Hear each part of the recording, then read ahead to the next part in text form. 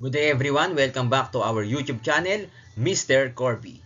And for our EIM Electrical Installation and Maintenance Reviewer, here are the 5 questions. Number 1, the practical unit of energy.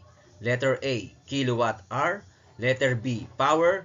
Letter C, watts. Or letter D, ohms. And the correct answer is letter A, kilowatt hour. Kilowatt hour is the practical unit of electrical energy consumed over time, whereas watts measures in power and ohms measures in resistance. Number 2. The main purpose of preventive maintenance. Letter A, avoid normally function in the machine. Letter B, evaluate production.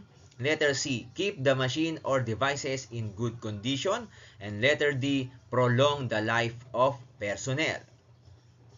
And the correct answer is letter C, keep the machine or devices in good condition. The primary goal of preventive maintenance is to regularly service equipment, to keep it running smoothly, and prevent unexpected breakdowns. Number 3, the actual power consumption in electrical system. Letter A, the kilowatt ampere. Letter B, power factor. Letter C, kilovar. Or letter D, kilowatt.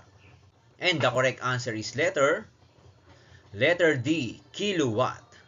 Kilowatt represents the active or actual power consumed by a system, while kVA represents apparent power and kVAR represents the reactive power.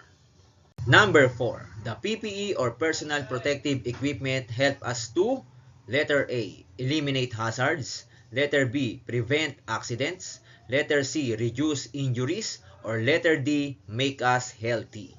And the correct answer is letter C, reduce injuries.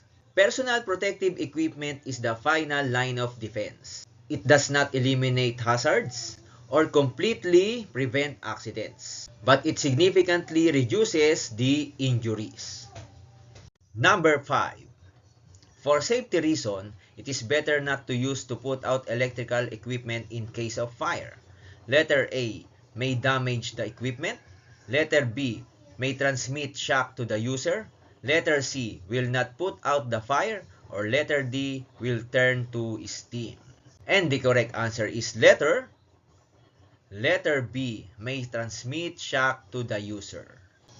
Using water on an electrical fire is very dangerous because water conducts electricity, which can transmit a severe electrical shock to the person trying to extinguish the fire.